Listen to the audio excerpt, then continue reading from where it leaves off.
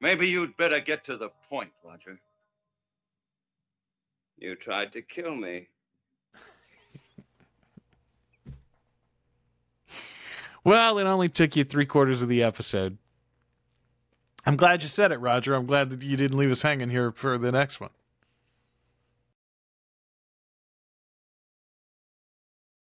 Hello, everybody. This is Joel Sharpton, one half of the Articulate Coven, and you are watching my watch of episode 20 of the original supernatural soap opera, Dark Shadows.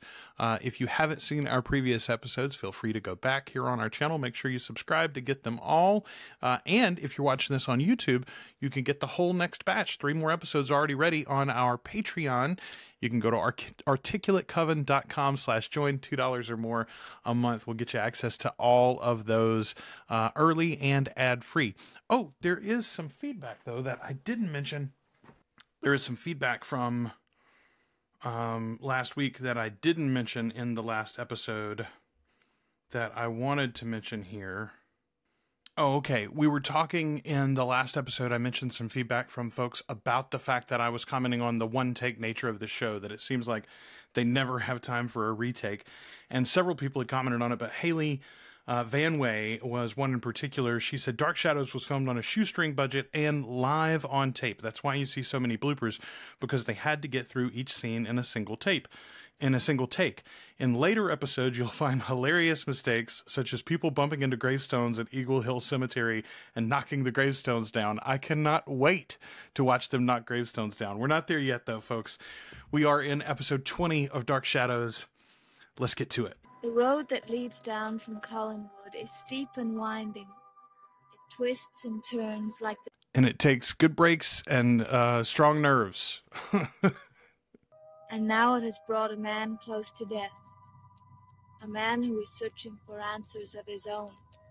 Okay, so Roger Collins is taking Elizabeth, he's taking Victoria Winters to the hotel to see Burke Devlin. They're going to confront Burke about the fact that Burke supposedly is the one that messed with his brakes. Meanwhile, we, the viewer, know the missing part in question is to be found in his son David's room. If he's just gone upstairs, how will he know whether I'm here or not? $5 to that hotel clerk, and you can buy any information you want. How dare you besmirch the good name of Conrad Bain? I'll call the desk when I'm ready for you to come upstairs. All right, I'm going to give him a pass on that being a reasonable cold open to this episode, just because I'm sure this entire episode is going to be basically at the hotel. So because of that, I think that's fair for the cold open. It's setting the table for what we're going to expect the next, 17 minutes and change. Well, it did frighten me a little. It's not exactly pleasant to hear about people jumping off cliffs. Okay, that's very fair on Victoria's part, because, genuinely, 4 different people have told her stories about suicides off the cliff edge there. Like Roger told her stories, and Sam told her stories, and I think Carolyn did, and I'm fairly certain Elizabeth even told her something about some of the tragedies at Collinwood. It's a bad habit of mine, glancing back. One should always look ahead, don't you think? It can't always be done. Take your own advice, Samuel. True. The past can sometimes be a mockery to the future. The past sometimes can be a mockery to the future. Look, whoever's writing for Sam, why are you not writing for the rest of the cast? I don't think it's any of your business. He went up to see Roger. He went up to see Burke Devlin, didn't he? Gets me every time. There we go. This one take. All right. I got all excited when we finally got Burke and Roger together previously, but they were in the drawing room at the family home in front of Roger's sister. They're alone in Burke's hotel room now. Not a ghost, Burke. Very much alive. May I come in? Oh, yes, of course. Roger, there's something on your mind. I want to know what it is. What happened to that smile, Burke? I thought you and I were going to be friends again.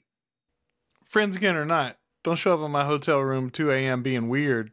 Like, come out with it, man. If you came here to confront him, confront him. Let's have that drink. Then you tell me all about it.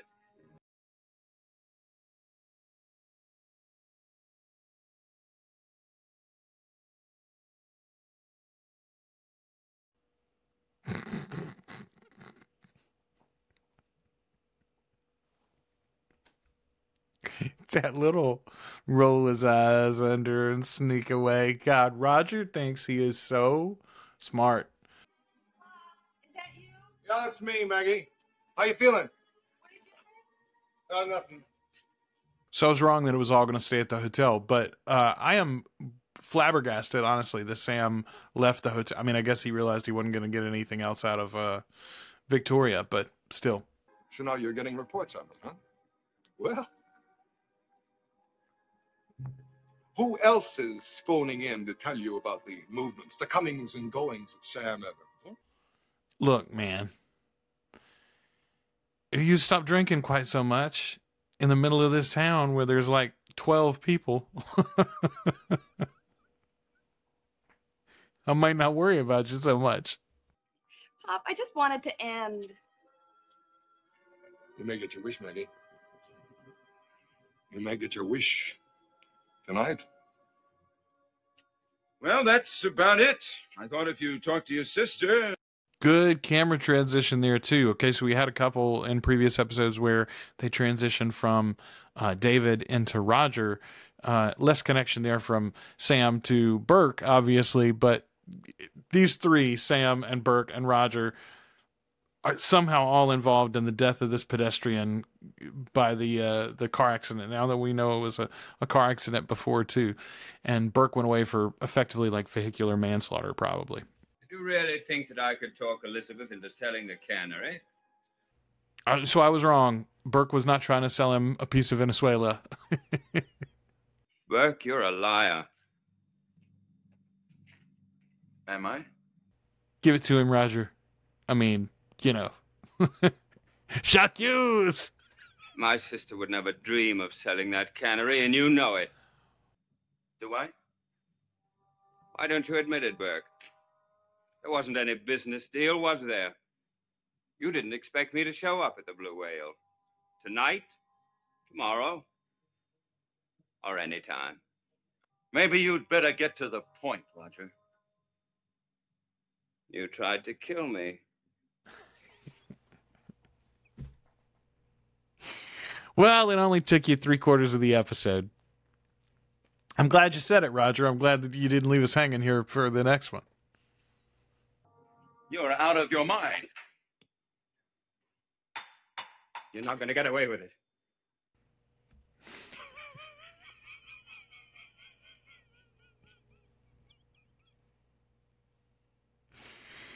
Either that cup hung in midair, or they did that Foley work off camera somewhere. There's someone waiting for me in the restaurant. Send them up, will you, please? Roger bringing them receipts. I don't know if it's gonna work. We'll see. Again, like Burke could just deny that too. Yeah, I was just looking at your car, and Victoria doesn't know any better. Like, that's all she knows too. That's all she saw. She did see him holding a wrench, I suppose, but I mean, realistically, we know that missing piece is back home with David. And I feel fairly certain at this point that David actually took it out himself. I don't know how he knew what the heck to take out. Say is that as long as Mr. Collins wasn't badly hurt, there's no reason to get upset. Oh, I mean, don't get me wrong. I love Maggie. We can spend time with her anytime, but goodness gracious, y'all. You left me hanging on that. Just take me back to Roger and Burke, please. That family can afford to buy a new car. I have some cookies here too, Pop. If you want. Yeah, I had it just a minute. Girl, don't use the spoon you put on the floor. Pop, you're not going up to Widow's Hill, are you? It's 2 a.m. You gonna get up for sunrise, Pop? You're not gonna sleep very long, are you? I don't know what to think. Maybe I'm going to meet Burke on Cliffside. We're going to decide how next to try to kill Roger Collins, huh? Pop, don't be so ridiculous. It's no more ridiculous than the fact that you don't trust me no matter what I do. I don't want this tea. No, Maggie doesn't trust you because you drink. You drink too much. You drink to excess, sir. Did you see me fool with his brakes? No. Did you see me do anything with that wrench except hold it and throw it aside? No. Of course she didn't. By the time she arrived, you were already through. Miss Winters, get him out of here. Yeah, Roger, you didn't think this through. Now Burke knows that you think you know it was him, and so if it was him, he's going to be like cutting off any edges of your argument. It's going to be hard to prosecute at this point. Is my point. I'm a big boy now. I don't get scared when the people up at Collinwood start making noise. Are you finished? No, not quite. Get away from here while you can. So it's going to be about our finale as my guess. I've cut to a commercial break here, but I mean, I don't know what Roger expected. He couldn't have expected much more than that. It'll be interesting to see what the next move is for them. Poor Victoria. She's like, I didn't sign up for any of this. I mean, she did sign up to come up here, though, and like shake the family tree and find out what falls out of it. So she was expecting some drama. Man, I'm surprised that we're going to end up back at the house. I really thought we weren't going to see the house set today at all. My guess is that they gave Elizabeth the day off, too. Does speech make you scared and make you want to run home? But you can't go now. Because I need you here. And you've got to stay, whether you like it or not. Boy, how your tune has changed. You remember when you were like, I warned you not to be here, and I told you, sister, what a terrible idea it was bringing this ruffian into our home. Good night, Miss Winters.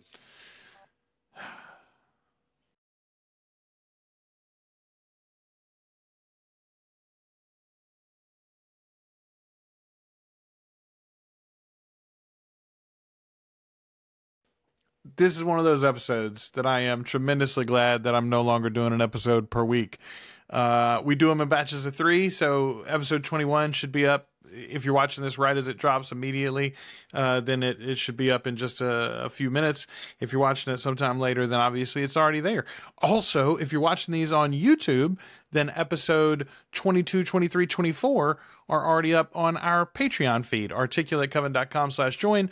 $2 or more a month gets you access to all of our videos early and ad-free. Thank you so much for watching these. We'll be back in just a few minutes with episode 21 of Dark Shadows.